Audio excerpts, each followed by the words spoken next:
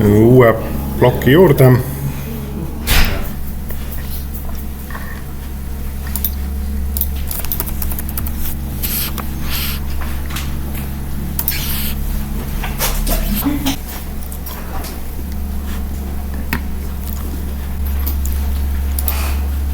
Niimoodi.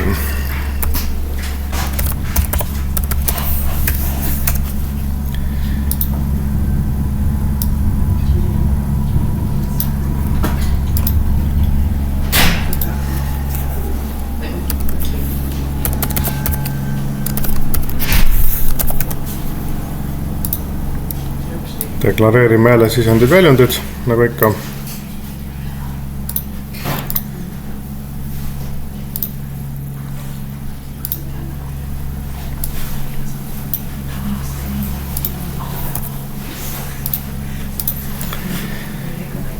Taimerid, erinevad versioonid asuvad siin paremal pool jälle. Ja võtame siit kõige levinuma OneTimeri. Timerite puhul neil on vaja oma andmed kuskile panna. Üks variant on lasta Globalisse, aga pigem ärge tehke Globalisse, kuna me teeme funktsiooniplokkidega juba nagunii. Et siis on timerite mälud mõistlik panna ka funktsiooniploki sisse.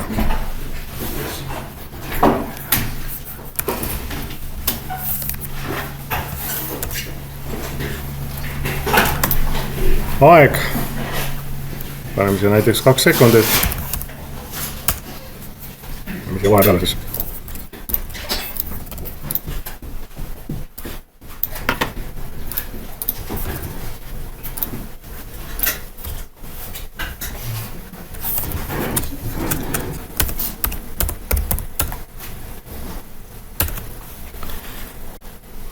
Vaatame, kas õnnestub laadida ka.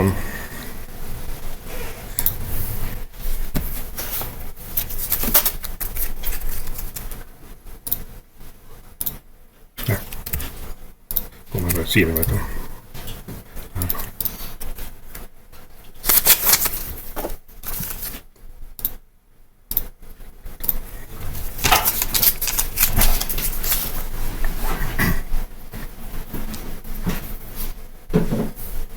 Õige. IP-aadress vastab, siis loodame, et on õige ka. Rohkem kontrollerid ei näe, siis võiks olla. See on nüüd siis jälle see hommikune esimene laadimine kõigepealt, et kui teil kuskil objektil olete, siis edasi tõenäoliselt laadima ei pea. Sest et selle laadimise miinus on see, et kui teil juba süsteem töötab, siis toimiks see.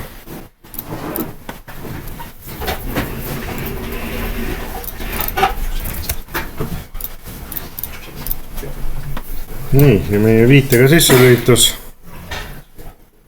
on olemas. SL-i keeles näitan ka kohe ära. On tiba teistmoodi. See timer tuleb siia eraldi deklareerida. Võtame timeri keha. Samamoodi jälle ta tahab mälu kuskile pista.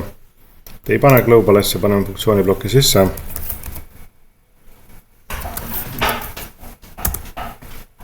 Nime. Nüüd millega me tahame juhtida? Tahame juhtida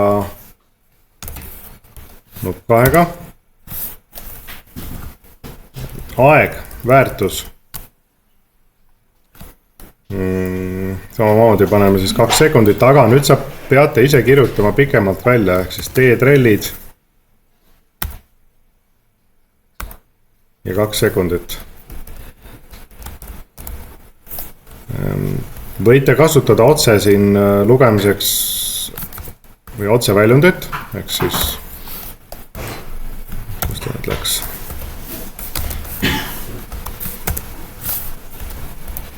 Ja mis on siin veel võimalik, mis on muidugi tegelikult selle timeriga ka võimalik, näitan ka kohe ära. Me saame seda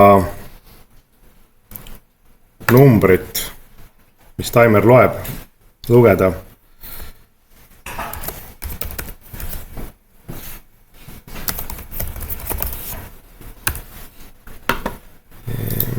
nii, data type on time ja selle saame selle timeri puhul ka kasutada. Noh, me saame ka selle puhul kasutada.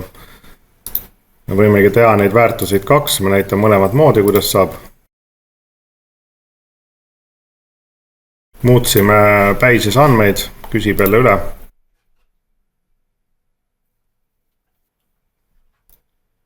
Ja olemas teise nupuga timeri lülitus.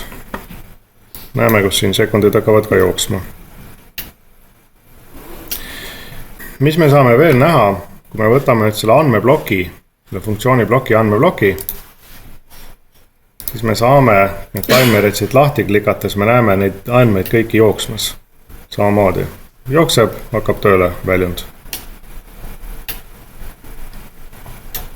Niimoodi siis mõlemale. Ja kõiki muid andmeid näeme ka. Kui me tahame, teeme siia näiteks ühe tempväärtuse veel, tegime juba ära selle, tahame selle timeri väljundit näha. Me iseenesest tegelikult siin, kui me läheme ülesse poole, on see andmed olemas. Siin ilusti. Ja siin külje peal, kus me ta reaalajas nagu prillidega näeme, me näeme täpselt samamoodi jooksvat aega. On mingid ülesanded, kus ta jooksvat aega on vaja. Ja noh, ühtlasi, kui tahame, me võime selle move'ida. See on selline funktsiooniblokk nagu move või funktsioon. Ja meil on vaja nüüd ET aega. Ja tahame panna selle enda mingisugusesse andmeühikusse. Me võime, praegu me panime siia funktsioonibloki sisse, aga me võime siia panna funktsioonibloki välise muutuja ja me saame neid andmeid lugeda kuskil täiesti mujal ka. Nii, ja nüüd me siit ka juba näeme oma selle timeri muutust.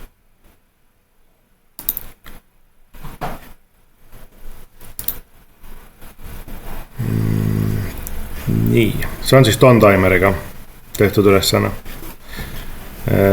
Kui te nüüd selle timeri puhul tahame, praegu me lülitame nagu otse siit küljest. Aga täpselt samamoodi on võimalik seda lülitada väliselt, ehk näiteks me teeme siia if lause, ton 2 ja nüüd me peame valima, mida me ton 2 küljest kasutame, kasutame kuud ehk siis väljundit. Nii, miks ei tulnud? Nii. Ja lülitame näiteks meil on veel 3 on veel kasutamata.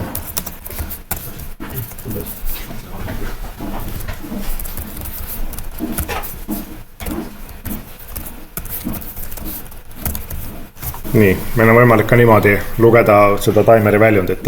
Ehk siis kasutada seda kuskil mujal. Aga millele peate tähelepanu pöörama, et timeri seda nii-öelda keha ennast ei pane if lause sisse. See peab jääma täiesti välja.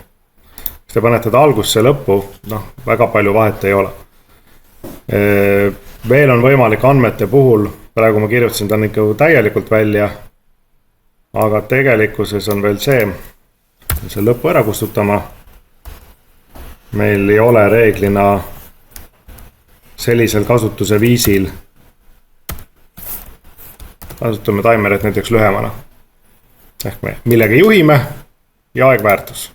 Aga loeme kuskil mujal. Me ei pea seda siin samas networkis lugema, me võime lugeda kuskil teises networkis. Me võime selle iseenesest suunata ka üldse teise funktsiooniblokki. Jälle siuke hea trikk asjade tegemiseks. Ja siis teistpidi timer.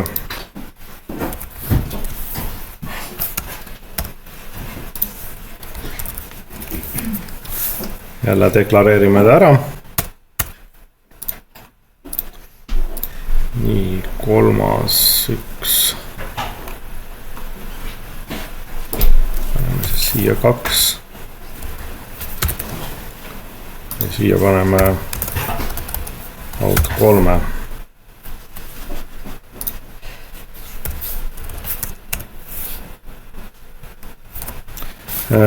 aja võib panna ka millisekundites või noh, enamasti ta ise tegelikult kasutabki millisekundeid. Kirjutame lihtsalt 1500, siis ta sellest võtab juba ise 1 sekund 500 millisekundit. Kui lihtsalt numbri panete, siis õnnestub ka, aga peate jah jälgima, mis ta täpselt valib, et ta võib valida ka sekundi.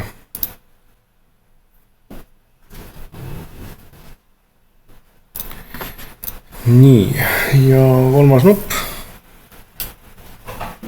Väljund hakkab kohe tööle. Laseme lahti. Aeg jookseb, jääb seisma. Näeme seda siin ka. Praegu väljund on madal. Lüütame nupu sisse, läheb sisend ja väljund mõlemad kõrgeks. Nupp välja, sisend läheb maha ja väljund läheb siis 5 maha. Ehk siis 5 välja lüütus. Käib sedasi. Taimereid on veel. Väljundid on juba enam-vähem ära kasutatud, siis istame selle asemele TP taimer. Võtame selle siit ära.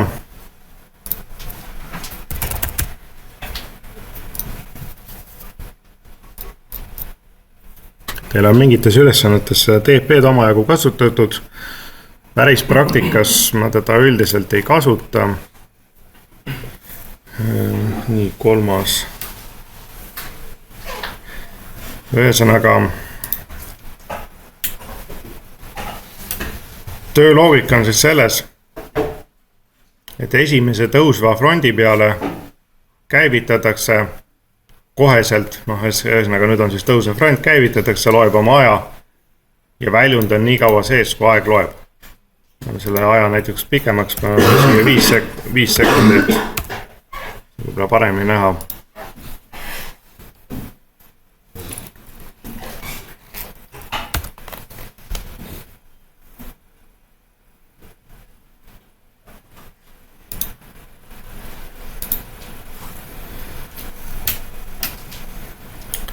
Nupp sisse, loeb, võime isegi nupu maha võtta, tema loeb ikka edasi.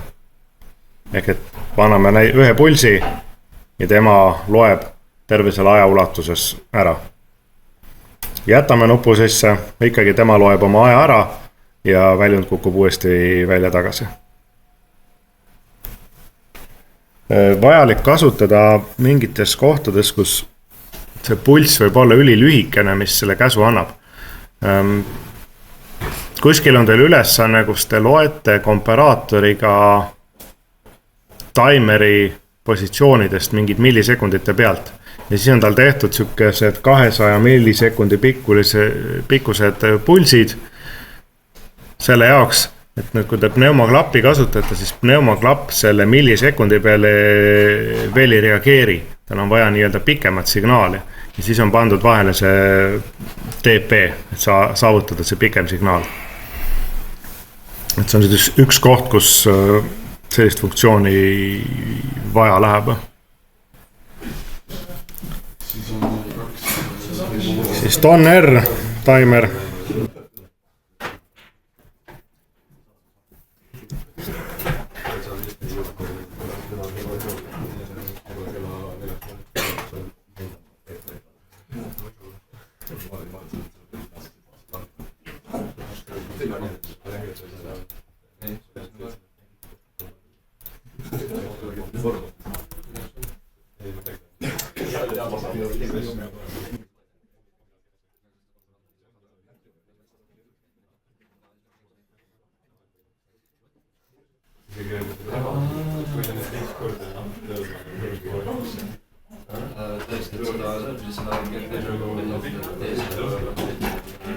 Nii, Ton R, ehk siis kui tavaline ton, on selle tavalise siia ka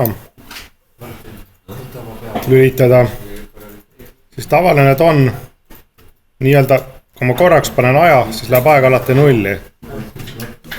Aga Ton R-i puhul on see, et nii kaua kui on signaal peal, nii kaua loeb, võtan signaali maha, jääb väärtus peale.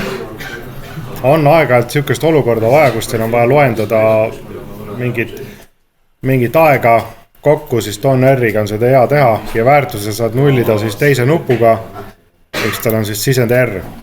Sinna paned pinge peale ja resetib ära.